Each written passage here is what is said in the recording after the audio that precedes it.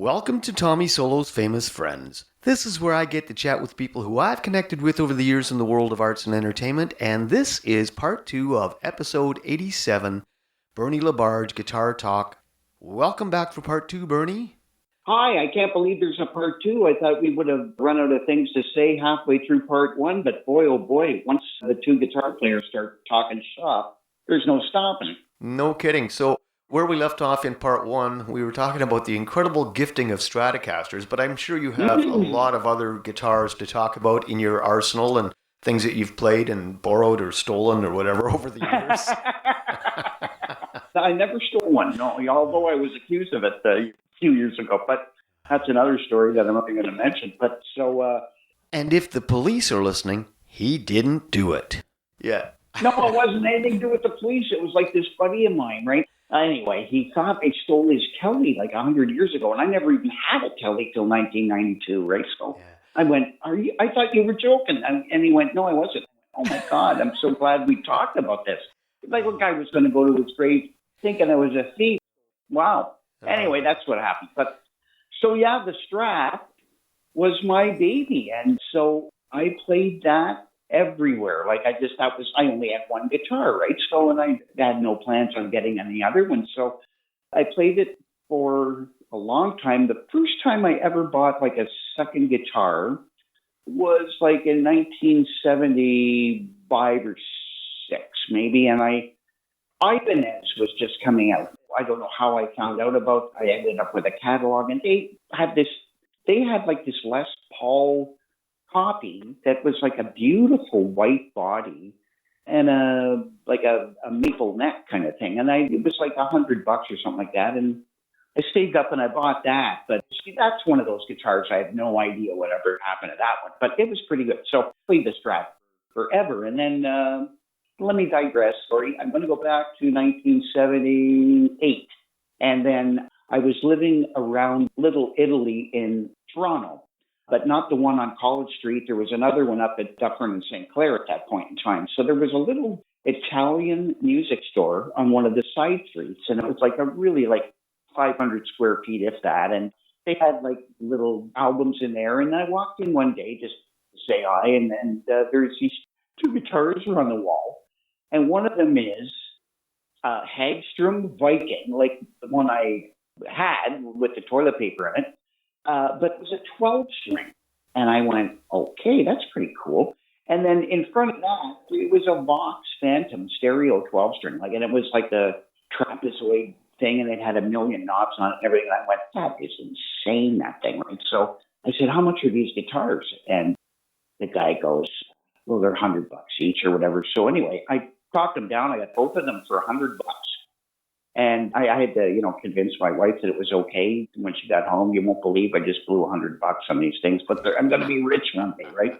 So anyway, I still have them, and they're worth more than $100 now. So it did work out for me, but I can't sell them. I'm too attached to them. So that's what happened. But as far as me, like actually putting a guitar in my case and going to work, it was my Stratocaster, like all the time. So was that the guitar that you were playing when you met Daniel Lanois? Yeah, let me think. That would have been in 1980. Well, when it was engineering. When I was doing a TV show back then out of their studio, I would have been playing my Strat for sure. And then I think I bought a Les Paul shortly thereafter for dirt cheap. And I ended up playing that on Dream Away, my first single I did with him. Playing the Les Paul? Yeah, after playing the Stratocaster my entire life, I just plugged the Les Paul in, and it sounded really neat. So I played that for that song, which was very bizarre because, here it was.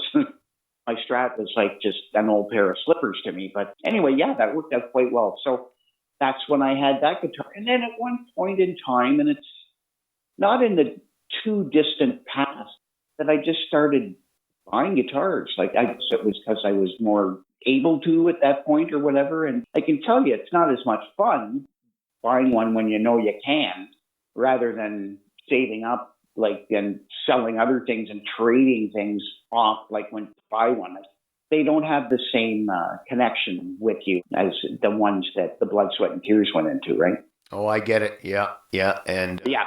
Yeah. I've never been a rich man. I mean, I have my own day business and so on, but my wife and I, our needs are very small. So I'm still kind of there. Like if I buy a guitar, or I've had a couple custom built in the last few years, and I Beautiful. just put so much into it at a time, and then when it's paid for, it's paid for. And I bought an Ibanez AR250 from the now defunct John Ballone's musical instrument store here in London, Ontario. Great store. What a And great store it that was was. just crazy that this thing was hanging up on the rack used, and they were selling it for $450. Ooh, And nice. I had my brother with me, and he says, "Oh, I love that guitar. It sounds great. You should buy it." And I wanted to say, "Well, you Yeah. could maybe pay for it if you love it so much," but Yeah. but it was $450, and it still had the Yeah. inspection sticker on the back side of it. It even had plastic still on that cover for the volume and tone pots on the back side of the guitar. And in fact, that plastic is still there along with that inspection sticker. And it turns out they're like a $1,500 to $2,000 guitar, but they had it in there used for $450. Yes, and that was the one, like, did it have the filigree on the neck, like the flowers and stuff, or did it No. have, like, regular markings? No, this is the one with the regular markings, but I call it my shredder. I've got the custom built Stratocaster, the custom built Telecaster. I'm down to 3 electric guitars. Yeah.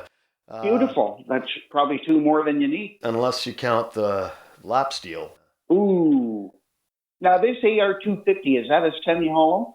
No, it's solid. Okay. Yeah. Okay, I can't picture that one. Okay. Well, it looks. I had a beautiful Ibanez, like a semi-hollow, like a mini 335 that I got in 1983, like when the Fragglerock show started. Okay.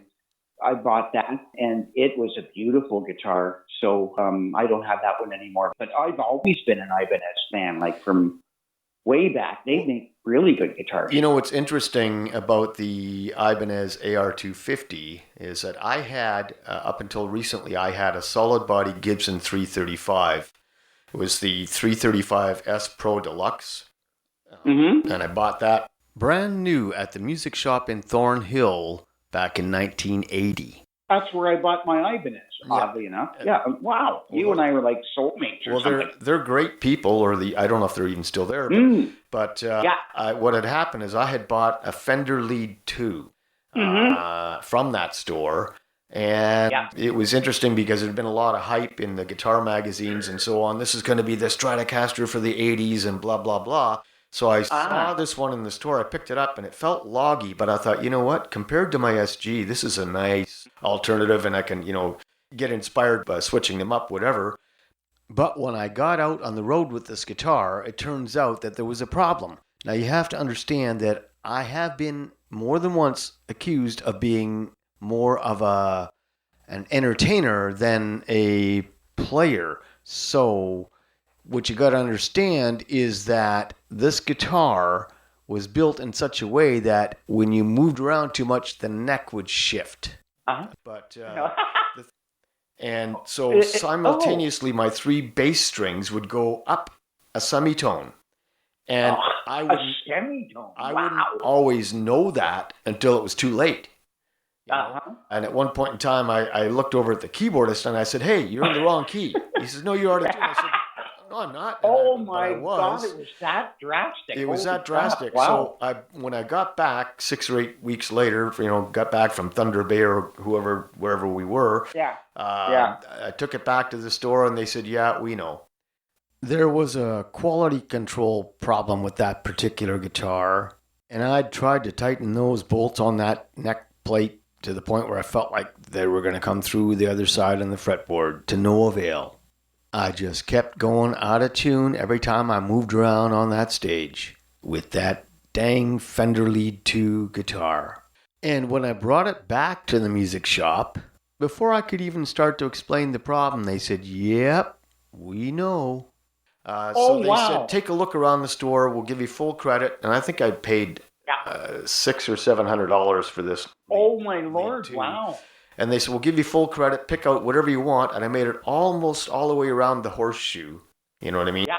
And there was a Les Paul and then this Stratocaster, and then this solid body 335. And I thought, that's a weird looking guitar. But I picked it up and I fell in love with it. And then I found out I think it was $100 more than what the Les Paul Deluxe was.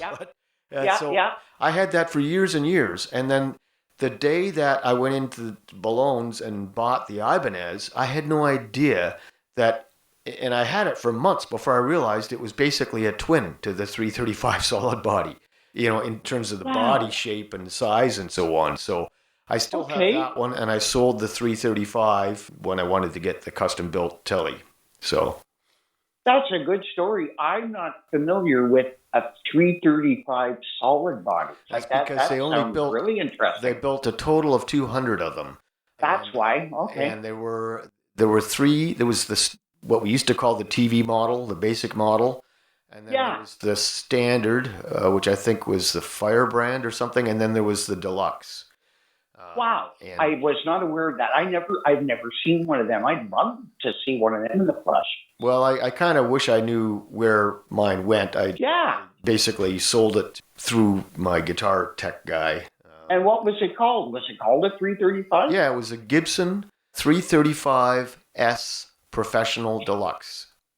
Editor's note, if you, like Bernie, have never seen or heard a Gibson 335S Professional Deluxe guitar before, I will post a link to a video of me playing that guitar at Bill Durst's special 65th birthday bash in Stratford at the Hall in the show notes. Now back to the show. Yeah. Had an ebony fretboard. It had the fat frets. It had the brass nut. Gee. It had the first fine-tuning tailpiece that I'd ever seen. It's like a beautiful guitar. It was and is, but the thing is that we're all getting older, and in recent years I've had some intermittent issues with rotator cuff and tennis elbow. So I thought, you know what, I need to get something that's a little bit lighter but still gives me the tone. So my Tommy Caster, my custom Telly, has a Japanese Empress wood body. Okay. And the special thing about Japanese Empress wood is that it's a traditional tone wood that has been used in Japanese musical instruments over the centuries, and it is especially light in weight. So I brought it to David Henman's house one day a few years ago, and he picked it up and he said, "This thing is as heavy as a bag of Wonder Bread." Oh, wow. But at the same time, that's handy. It's very light, but it's got great tone. That's beautiful, yes. I have a custom-made pine Telecaster semi-hollow, which weighs like a marshmallow, right? So, and it's I did it for exactly the same reason. Just getting a Les Paul off of the hook, is enough to make my shoulders ache these days, So I get you. Yeah. Now, I'm curious, with my custom-built Telly, the only thing outside of the fact that I wanted it to be lighter weight that I requested to have installed on it was that orange drop capacitor that apparently gives you a bit cleaner tone on the bridge pickup. Did you do anything special like that on your custom-built Telly? No, I just trust my tech. I don't know anything about the guts at all.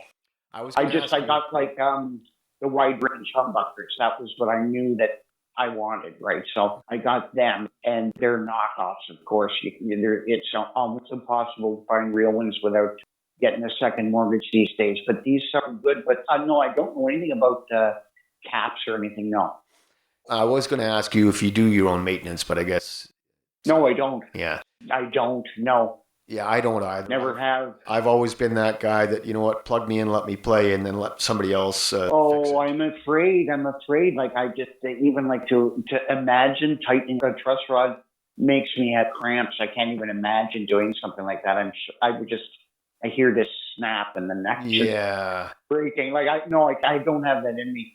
And I've never soldered a thing in my life. I have no idea how to do that. I have a custom-built Stratocaster as well, and it's called the Solocaster. You might have seen it. I've posted a lot of videos on social media. Yeah, playing that it's guitar. Good-looking guitar for sure. And one of the things that we discussed beforehand was that we were going to install a dual action truss rod so that you'd have more flexibility because you can turn it to the left or to the right to adjust the tension and or relieve some of that tension on the neck. Wow. And recently I noticed that the action was high, the low end strings, and I went so far as to lower the bridge, but I'm really nervous about trying to adjust that truss rod, because I hear you. Oh yeah. No, that's a big job for the professionals for sure. Yeah. And there's lots of guys that have no qualms at all about doing stuff like that. I don't even want to watch them do it. Yeah, it's crazy when I've brought guitars in to get them set up or adjusted, whatever, and you watch the guy line it up like a violin, and look down the neck, and I'm thinking, don't even know. You can show me. I don't know what you're. What are you looking for? Yeah, but I can't see. What are you looking for? And you tell me where I see a little bit of a bow, and I'm thinking, well, is it good? Is that bad? Like, is it? And then they go, well, it's supposed to bow down. Another guy will say it's supposed to bow up. Other guy will say it's supposed to be, ruler straight. So it's like, you know what? If I can play like octaves, near the 12th fret and they're in, kinda, I'm okay. And an open D chord, I'm fine, Yeah. But, geez, I know it. The fine tuning is scary. And I've got a great guitar tech, but he is anal retentive and he doesn't let anything go by. And of course, he's got to phone me and get the okay before I do anything. And he scares the living crap out of me with what he tells me. It's like my guitar, it starts out that my guitar is completely hopeless. And then by the time we're done, it's like all he really needs to do is put a string tree on it or something. But he scares the crap out of me. That's the beginning. And then it's like, but I can take care of it. Why didn't you tell me that in the first place, right? Oh, boy, yeah. Drama from the guitar tech. Oh, my God. I know. I just want to play the thing. I know. How to give a guy a heart attack. Yeah, your guitar is hopeless. I know. I hate that. I can fix it with a string tree. I dread phoning him up.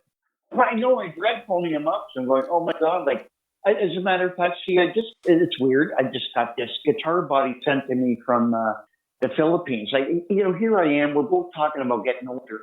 I want to get rid of stuff, but I can't stop buying stuff. So it's like, I'm at the point now, it's like one in, one out. So at least I'm not accumulating anymore. But one day, and every, once or twice a week, I'll go, okay, today's the day I got to start. I never do. But anyway, so I got this body sent to me from the Philippines, and it's absolutely beautiful with beautiful wood and everything. And the guy, like, it's all nitro, finish and everything like that. It's like a glass tabletop, and it weighs a ton. So I know it's going to be unplayable, but it's going to look beautiful. But I'm going to do it up. So he wrote it for the pickups, and he's got the cavity in the back. The body would look like a tele, but he didn't route for any of the wiring, and he didn't route for the cavity at the front where the volume knobs and stuff go in, the great with the toggle switch and all that stuff. So all of that needs to be done. So my guitar tech is going to freak on me about that. And he's going to make me afraid because he's going to say, I can't guarantee anything, Bernie. That's how everything starts with him, right? I can't guarantee anything. But, and I put the drill in there and, I don't know if I'll be able to do that. And I'm going, oh, God, just get to the punchline, right? But I'll get the drill in there. I don't know if the finish is going to crack, it's like all this stuff. It's like, well, are you telling me I should forget about this, or do you want to try it, or should I try it myself because it's a lost cause? So anyway, I haven't had a conversation with him. I just got it yesterday, so I'm getting the nerve up to call him and say I'm coming over with this thing, and I know you're going to yell at me, but let's see what we can do. Now, I know you've done countless jingles and studio session work, and I'm wondering, do you have a preferred guitar for studio work as opposed to live? Well, it was, like I said, it was the Strat for years and years. And then if I take anything, like if I just was lazy and I only take one guitar, and I usually just take one guitar, it's my Tele. My Tele Plus does everything. I've got that thing. I played it with the Dexters for so long. That is my main guitar now, and it has been since 1993 or whenever we started at the Orbit Room. Like, I really haven't played my Strat live. First of all, it's in the warehouse, and it's worth too much. If I got mugged, I'd be out a lot of money. But I feel guilty for not taking it out because it was my buddy for so long. But I can't do it, and I take my telly with me, and it's never let me down. I can get anything I want out of that thing, at least anything I've ever been asked to do anyway. Well, you know, tone differences between Fender and Gibson guitars aside, the one main thing that I think I really like best about the Tele and the Strat is the headstock configuration. I just think it's a better design for intonation overall. So I've been able to count on my Tele. There's been a couple of times in studio. I used to have a G&L ASAT Tele Classic. Yes? Yes. And that was another nice Tele. I sold that to the guy who used to play with George Oliver, I think. Anyway, that one, I had it. It had been in the basement at the studio where I was recording my Only Human album in 2016.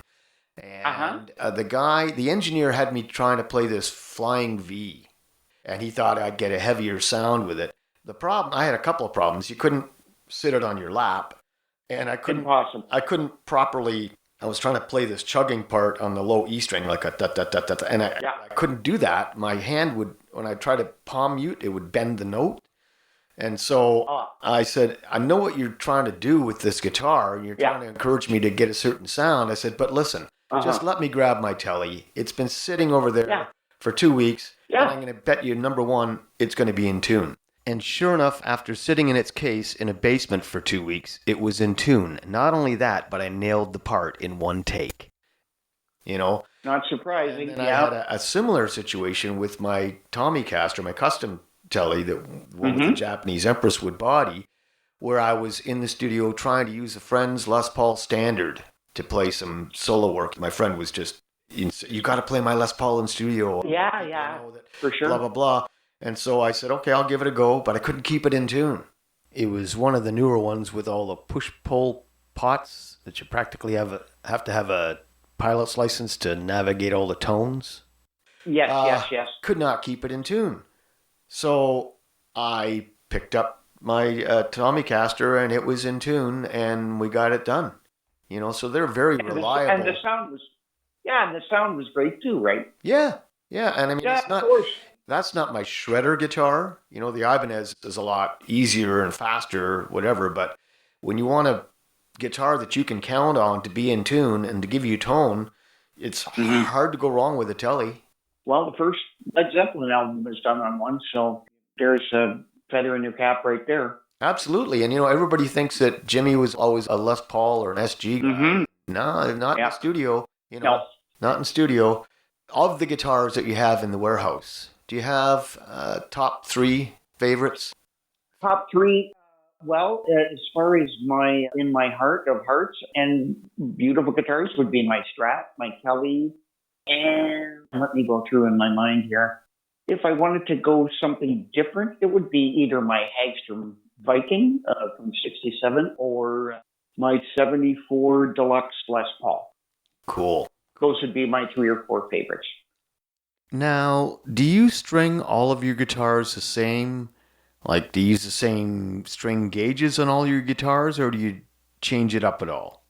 I was 10 to 46 forever, and now that my getting arthritic and stuff like that, I'm down to 9 to 42 now. And I string them all the same, yeah. Okay, all right. I was just curious about that because I had the notion that I wanted to string my Solocaster with lighter gauge strings, and I changed my mind. In the end, I just kind of thought, you've been playing with 10 to 46 strings for all these years, and you've adjusted the weight on your guitars and so on, so just deal with it and carry on. For now, anyway. Now, I'm curious... It's a great set, yeah. I'm curious, as a guitar player of such renown and experience as what you've had, and I mean, you've played with some really top-shelf talent, and you know, Daniel Lanois produced your big hit and all that. Yep.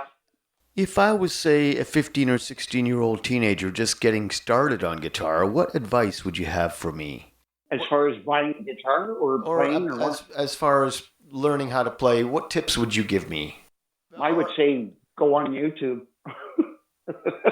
It's a whole different world now. I would say go on YouTube. That's where everything is.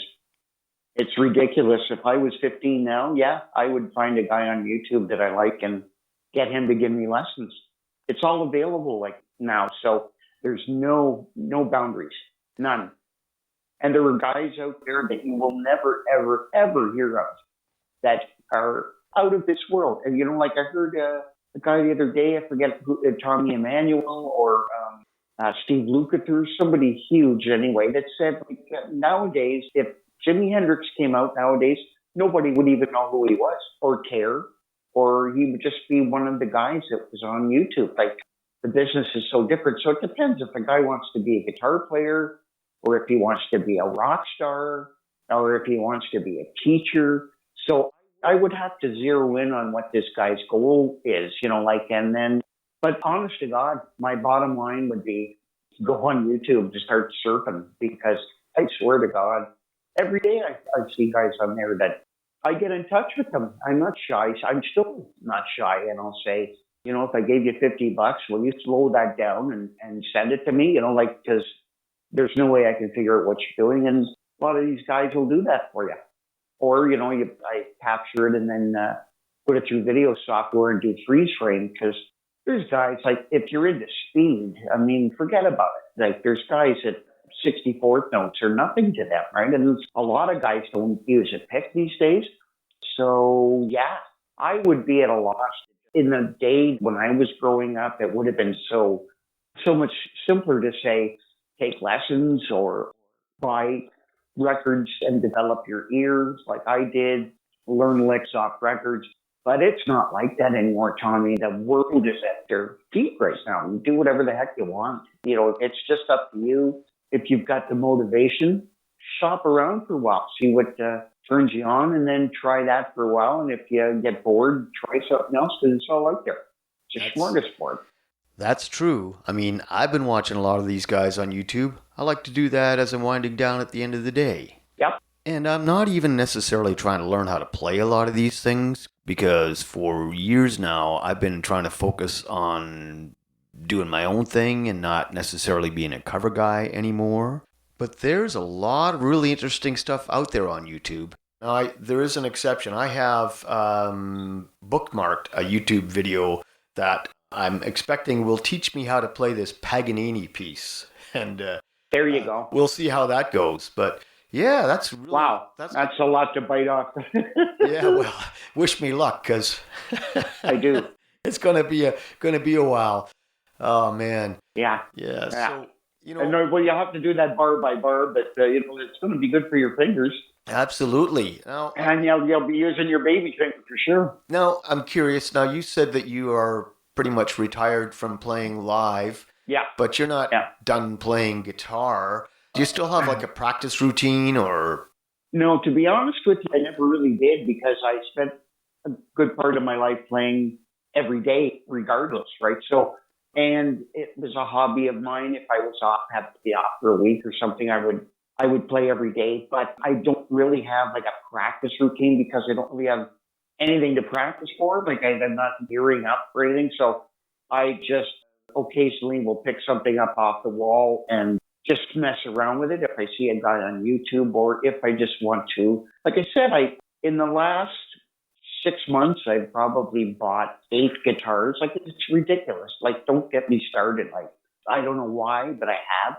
And there's something I haven't even played yet. Can I get on your Christmas list? Geez, or in my will, whichever comes first, right? Oh, let's not wish that on anybody. Listen, Bernie, as always, this has been great fun, and I wish that we had all day. I don't want. Me too. I can't believe it's over again. I can't believe it. I can't believe it. We just have so much fun, and the time just goes by. So listen, Bernie. Like, we haven't talked pedals or anything. Like, I mean, there's millions of things. Let's take a minute and just give me your favorite pedal. Right now? Yeah, right now. Echo. Okay. Maestro Echoplex, or my Zonk Machine Buzz Tone from 1966. Awesome. There you go. I'll have to look up the Zonk Machine. Well, listen, Bernie, thanks so much for taking the time out of your day. And until next time, cheers. My pleasure. Cheers to you, Tommy. Call me anytime. What a fun guy to talk to, I'll tell you. And hey, I wonder if I'm going to make it onto Bernie's Christmas list. Well, anyway, everything that you always wanted to know about Bernie Labarge but were afraid to ask can be found at his website, bernielabarge.com. And now here he is singing and playing guitar on his 1984 single, Can't Hold On Forever. Enjoy.